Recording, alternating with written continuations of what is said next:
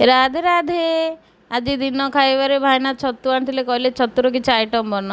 fridge खोली देखले आसी पनीर भी अच्छी तो छतु पनीर मिसेकी किसी भी गोटे आइटम करदे आ छतु को सफा करदेली धोईदेली हल्दी पकई रखिदेली एपटे पनीर काटुची दीदी गोटे प्लेट आनिकी देला कहला ए पनीर रखे काटु काटु ये गोटे खाईदेला आमर आखिया खाईदेला मुझे पनीर काटुची पनीर काटिली पनीर काटिकी गोटे प्लेट रे रखिदेली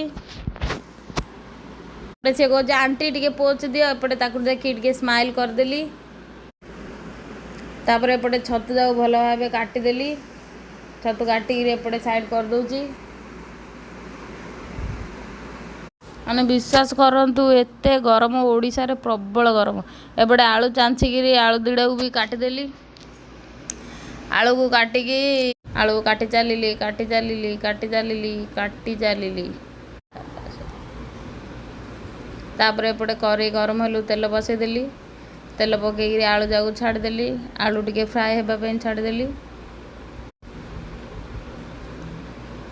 तापर एपटे आलू को फ्राए करदेली आलू फ्राए होगा काढ़ीदेली काढ़ीदेली कड़ेरू काढ़ी पुणी पनीर पकईदेली पनीर टाक किसी समय फ्राए होगापी छाड़देली साइना ऊपर उठ पड़े पनीर पकईले देखिए पकई ना चुड़चाड़ होची हल्का पनीर टाक ब्राउन कलर है पर्यंत छाणीबा छाणीक काढ़ीदेवी काढ़ीदेली पनीर होगा पनीर एपटे काढ़ी ठंडा पानी रखिदेली ठंडा पानी पकईदेली पकड़ ठंडा पानी रे पनीर हार्ड हो एपटे पियाज काटाकाटी करदेली सेपटे छतु पकईदेली छतु पकई छतु को भी फ्राए करदेली तार पानी अंशटा मरीज छतु जदि फ्राए न करेंगे टे आइंसिया आइंसिया टे स्मेल हो छतु फ्राए करदेली एपटे तेल पकई पियाज पकईदेली पियाज एपट सेपटे कली पियाज ब्राउन कलर है पर्यंत पियाज एपट सेपट कली टमाटर पकईदेली टमाटरटा सीझीगला अदा रसुण पेस्ट पकईदेली अदा रसुण पेस्ट पकई एपट सेपटे करदेली ए हलदी गुंड लुण लंका गुंड